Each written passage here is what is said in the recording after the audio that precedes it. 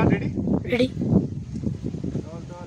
আমরা চট্টগ্রাম শহর থেকে বিপ্লবী তারকা সদস্যরা সিটি পরিষদ আমরা বিশ্ব পরিবেশ দিবস উপলক্ষে আমরা চট্টগ্রাম শহর তথা এই চট্টগ্রামের বিভিন্ন অঞ্চলে আমরা বৃক্ষরোপণ কর্মসূচি চালিয়ে আসছি। আপনারা জানেন আমরা আজকে যেখানে আসছি এটা হচ্ছে সাতপুরা আদির আশুস্থল হিসেবে খ্যাত এই জনপদ আমার কাছে অত্যন্ত পরিচিত। এখানে আমার জন্মদাত্রী মার বড় বোনের বাড়ি রায়মোহন চৌধুরীর বাড়ি, এরা আপনারা সকলে জানেন। আমার যে হারাধন চৌধুরী, শুক্লব চৌধুরী, বিপ্লব দাদা সহ ডক্টর রিটু চৌধুরী সকলে আমার ভাই। এই গ্রাম আমার কাছে অত্যন্ত প্রিয় গ্রাম। আমরা এখানে আসছি আপনাদের কাছে আমরা উদ্বুদ্ধ করার জন্য যে আপনারা সকলে জানেন যে আজকের যে বৈশ্বিক যে উষ্ণতা শুধু সেটি আমাদের দেশে নয়, একটি দেশ একটি মহাদেশ নয়, সারা পৃথিবীর মানুষ আজকে এই উষ্ণতার মধ্যে আজকে এই বিষয়টির সাথে জড়িত। এই বিষয় থেকে আমাদেরকে পরবর্তী প্রজন্মকে আমরা এখানে এই দেশে এই পৃথিবীতে রেখে যেতে হলে আমাদেরকে যে বৃক্ষের প্রতি আমাদের যে গভীর যে সম্পর্ক রয়েছে তার সাথে আমাদের একটা সম্পর্ক আমাদেরকে যোগ স্থাপন করতে হবে, আমাদের ছেলে মেয়েদেরকে সে আদর্শ অনুপ্রাণিত করতে হবে। তাই আমি বলতে চাই আন্তর্জাতিক স্বাস্থ্য বিষয়ক প্ল্যাটফর্ম আমাদেরকে বলেছে একজন মানুষ প্রতি মিনিটে 7 থেকে 8 লিটার আমরা অক্সিজেন আমরা গ্রহণ করে থাকি। প্রতিদিন 11,000 লিটার অক্সিজেন আমরা গ্রহণ করে থাকি। এটি সম্পূর্ণ আমাদেরকে কে দেয়? বৃক্ষ, গাছ, তরু, লতা এসব আমাদেরকে সম্পূর্ণ বিনামূল্যে। আজকে যদি বাজার মূল্য হিসাব করেন 1 ঘন্টায় আমরা করোনাকালীন সময়ে দেখি যে চট্টগ্রাম শহরে প্রাইভেট ক্লিনিকে 200 টাকা, তাহলে 1 ঘন্টায় যদি 200 টাকা হয় 24 ঘন্টা 4,800 টাকা। প্রতি মাসে তার মূল্য দেয় 1,44,000 টাকা। এবার প্রতি বছর হিসাব করেন একটা অবিশ্বাস্য পরিমাণ অক্সিজেন আমরা প্রকৃতি থেকে গ্রহণ করে থাকি। এই যে বৃক্ষের যে কি পরিমাণ যে আমাদেরকে যে কিভাবে যে আগলে রেখেছে সমাজকে, এটি আমরা সমাজের প্রতিটি পর্যায়ে আমরা তুলে ধরতে চাই। আমরা আরো বলতে চাই আজকে দেখবেন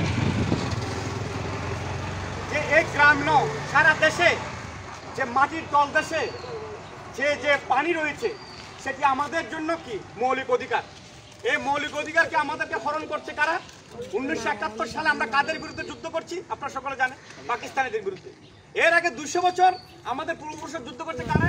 ব্রিটিশ সাম্রাজ্যবাদের বিরুদ্ধে। এরা এত প্রাণ দিয়ে জীবন দিয়ে আমাদেরকে এত উন্নতভাবে রেখে গেছে। তাদের কাছে একটা স্বপ্ন ছিল যে পরবর্তী প্রজন্মরা যে সুন্দরভাবে বসবাস করবে, তারা মাটির উপরে যেমন বসবাস ভোগ করবে, মাটির নিচে যে আমাদের খনিজ সম্পদ রয়েছে তারও অধিকার আমাদের জন্য তারা জীবন দিয়ে আমাদের জন্য রেখে গেছেন। আজকে কিছু পুঁজিবাদী গোষ্ঠী, মুনাফাখোর, মজুদদার, ব্যবসায়ীরা আমাদের ছেলে মেয়েদের সে মৌলিক অধিকারকে হরণ করছে। আজকে দেখবেন ডিপ টিউবওয়েলে পানি নেই।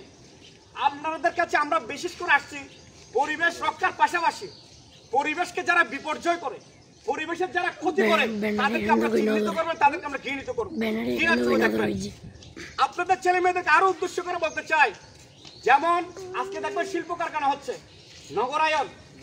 আসলে গ্রাম হচ্ছে যে কি জানেন? গ্রাম হচ্ছে যে এখানে শিল্প কারখানার জন্য নয়, গ্রাম হচ্ছে যে এখানে শিক্ষা প্রতিষ্ঠান হবে, এখানে চিকিৎসা মেডিকেল হবে, এখানে স্বাস্থ্য বিষয়ক হবে, এখানে পরিবেশ বান্ধব কিছু ঘরে উঠবে।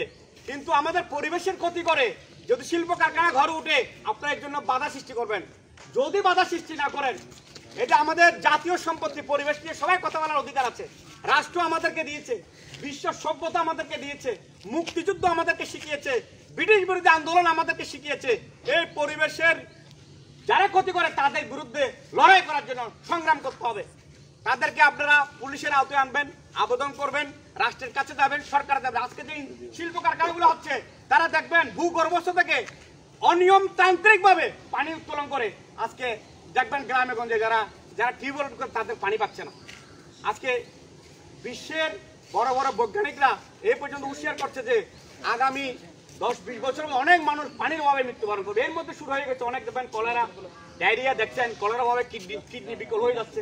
এর জন্য আপনারা এই বিষয়ে আপনারা সজাগ থাকবেন, সতর্ক থাকবেন, আর বৃক্ষের প্রতি আপনারা সজাগ থাকবেন। আজকে দেখবেন পরিবেশের যে বিশ্ব বিজ্ঞানীরা বলেছে পরিবেশ বিপর্যয়ের মধ্যে সবচেয়ে বেশি ক্ষতিগ্রস্ত দেশ হচ্ছে বাংলাদেশ। বাংলাদেশ সবচেয়ে বেশি ঝুঁকিপূর্ণ। আমরা এর জন্য আগে থেকে আমরা কিভাবে এর সাথে পরিত্রাণ পেতে পারি, আমাদের প্রজন্মকে আমরা কিভাবে রক্ষা করতে পারি। আজকে দেখেন ঢাকা শহর একটি যে অকার্যকর শহরে রূপান্তরিত হয়েছে।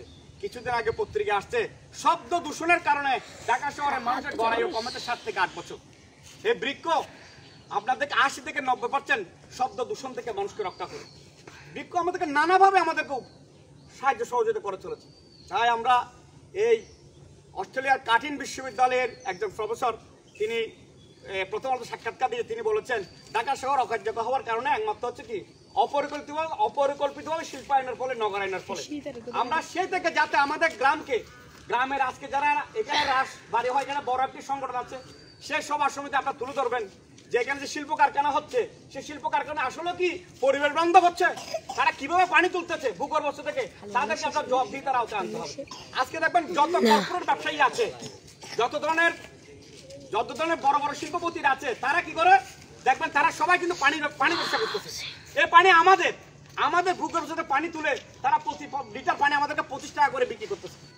এর জন্য আমাদের তরুণ বন্ধুরা আছেন, আপনারা সবাই এর প্রতি সজাগ থাকবেন, সঙ্গে থাকবেন, এই আশাবাদ রাখছি।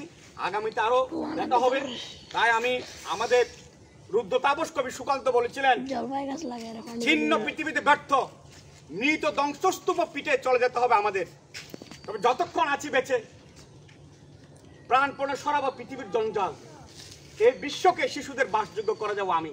আমাদেরকে কবিরা আমাদেরকে এভাবে অনুপ্রাণিত করছে, যখন অন্যায় হবে সেখানে লড়াই করতে হবে। আপনাদের 200 বছর আগে থেকে যারা আমাদের পুরোপুরি সংগ্রাম করছে, অনেক সংগ্রামে জানতো যারা পরাজয় হবে, তাদের অপশক্তির শক্তি অনেক বেশি ছিল, কিন্তু তারা তারপর সংগ্রাম করছে, কিন্তু এক পর্যায়ে গিয়ে তারা জয়লাভ করছে। আমাদেরও সে পরিস্থিতি। কোনো শিল্প কারখানার মালিক আসলে প্রলোভন দেয়, বাড়ি গ্রামে গিয়ে আমরা এখানে ইন্ডাস্ট্রি করবো, আপনাদের ছেলে মেয়েদের চাকরি দেবো। সম্পূর্ণ একটা বানোয়ার মিথ্যা বিভ্রান্তিকর কথায় আপনারা কান দিবেন না। এই ধরনের কাজ থেকে আপনারা বিরত থাকবেন এবং তাদেরকে প্রতিবাদ করবেন। যে শিল্প কারখানা হচ্ছে ধান গাছ হবে, এখানে আমাদের ধান গাছ হবে, এখানে আমাদের শস্য হবে, এখানে আমাদের গাছ হবে, এখানে আমাদের এইভাবে যেন তারা কোন ধরনের শিল্পায়ন থেকে, অপরিকল্পিত শিল্পায়ন থেকে আপনারা সজাগ থাকবেন, এই আশাবাদ ব্যক্ত করছি। আমি এখানে শেষ করছি। এখানে কাটো শেষ করো।